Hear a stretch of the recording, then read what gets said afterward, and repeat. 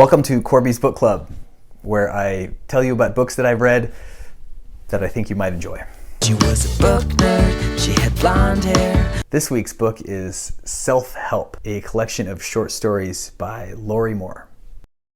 Self-Help was published in 1985 and is the product of a young writer fairly bursting with fire and talent. Many of the stories are about unhappy relationships, relationships between mistresses and lovers, husbands and wives, mothers and daughters. All of the protagonists are female, and most of the male characters are a bit on the chilly side. At least they're not as sensitive as the narrator who describes them. Kind of like all the straight male characters on Unbreakable Kimmy Schmidt.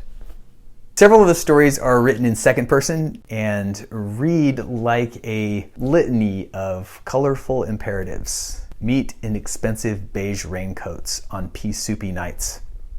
That's actually the first line of the first story. Lorrie Moore's facility with language is, if you're a writer, fairly intimidating. Coleslaw is described as the soggy confetti of a map. A lover's snores scratch in the dark like zombies. On a crowded bus, everyone looks laughlessly into one another's underarms. That's just funny. The through line between each of these stories is the narrator's ability to tuck disappointment behind a playful bon mot, like a stray lock of hair behind the ear.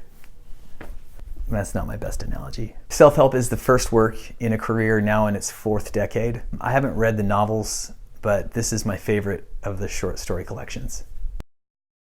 Word of the week is legerdemain, which means skillful use of one's hands when performing or conjuring a trick. As in, the legerdemain of that last trick was about as smooth as the gait of a three-legged cat. That's all for Korby's Book Club. We'll see you next week. She was a book nerd, she had blonde hair with a paperback in her back pocket.